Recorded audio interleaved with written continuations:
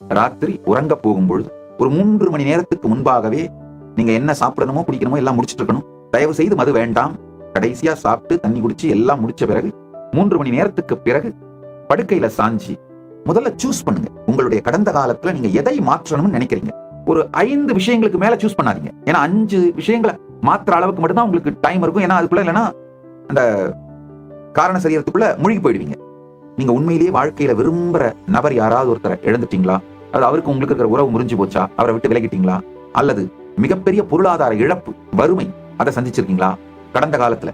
இல்ல மிகப்பெரிய உடல் வியாதி பிரச்சனை ஏதாவது இருந்திருக்கா? நீங்க மாத்தணும்னு நினைக்கிற ஒரு 5 விஷயத்தை செலக்ட் பண்ணிடு. படுக்கையில உடலை சாய்த்து அப்படியே பாருங்க. உடல் அடங்கி விட்டது, மனம் மெதுவா அடங்குது. அந்த நிலையில இருந்து மெதுவா நீங்க எதை மாத்தணும்னு நினைக்கிறீங்களோ உங்க கடந்த காலத்துல அதை பாருங்க. இந்த பாவத்தாலே பாருங்கள். சின்ன சின்ன உள்ளுக்குள்ள அந்த சுய சந்தேகம்லாம் வரும், கவலைப்படாதீங்க. கண்டுக்காம விட்டீங்கன்னா முடிஞ்சு போச்சு. 10 நாள் செய்யுங்க. அதுக்கு பிறகு உங்கள் கேள்விகளுக்கெல்லாம் நான் பதிலளிக்கின்றேன்.